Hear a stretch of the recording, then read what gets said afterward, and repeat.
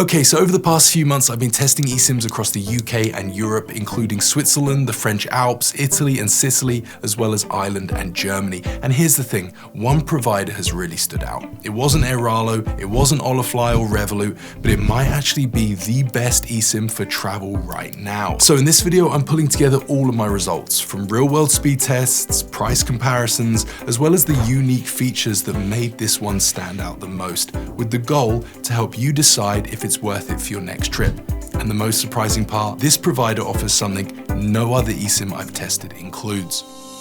So the provider that's impressed me the most this year has been Saily, and for many reasons, but let's begin with price and how they compare to other providers like Airalo and Revolut, because for most, I think price will be the deciding factor. In the US, Saily's entry-level plans start at $3.99 for 1 GB, which is a lot cheaper than Airalo. In Europe, a 10 GB 30-day plan comes in at about $34, which again is slightly cheaper than both Airalo and Revolut, and globally, a 5 GB plan is $34 compared to $35 with Airalo and Revolut. So on a per gigabyte basis, Saily is almost always a touch cheaper, and far cheaper than Holafly, who only focus on unlimited. For example, Holafly's 10-day Europe plan is around $37, whereas Saily costs $34. Now, of course, unlimited comes with caveats. With Saily, you get 5 GB of high-speed data per day before speeds drop to 1 megabits per second, and that's pretty generous, especially compared to providers like Holafly, whose fair usage policy is really quite ambiguous because they don't really tell you what it is.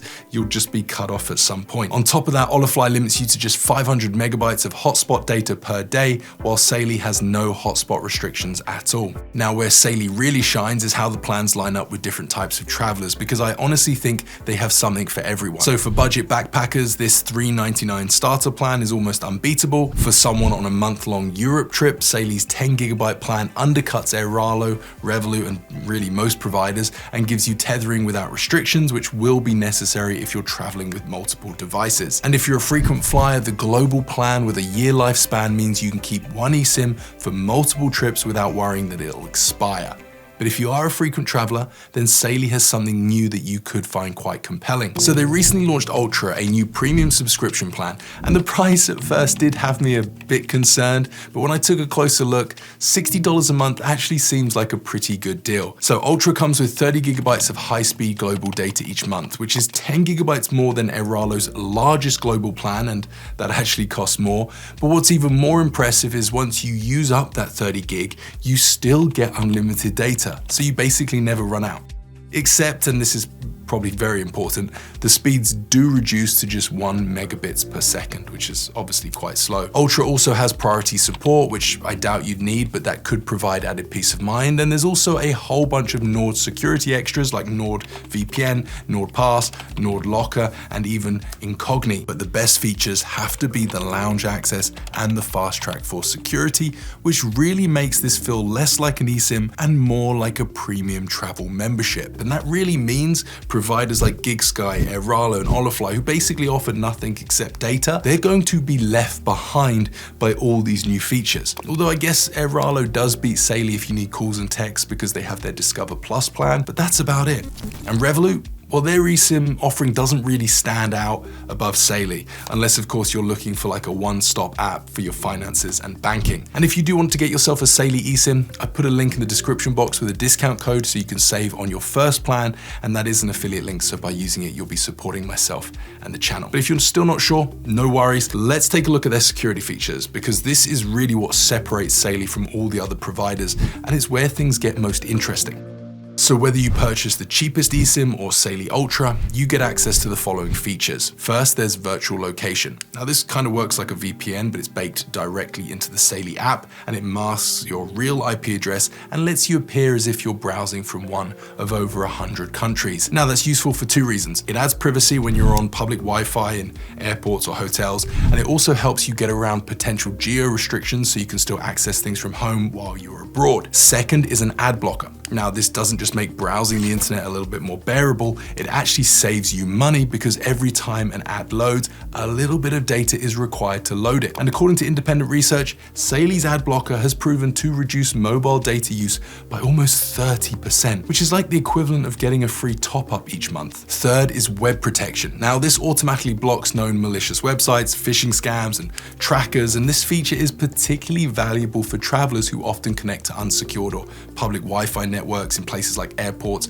hotels, cafes. These are the kind of places that cyber attackers use to gain access to your device. So you can see that Saily has chosen the most travel-relevant security features that NordVPN has and layered them into their eSIM offering. And unlike Airalo, Holafly, Revolut, Roamless, GigSky, SimLocal, FlexiRoam, I could literally go on and on. These providers are mainly selling you raw data, while Saily has bulked up their offering, but also managed to keep their price per gigabyte really competitive. Except, none of these security features matter if the connection itself isn't reliable. And this is where Saily's network backbone is really important.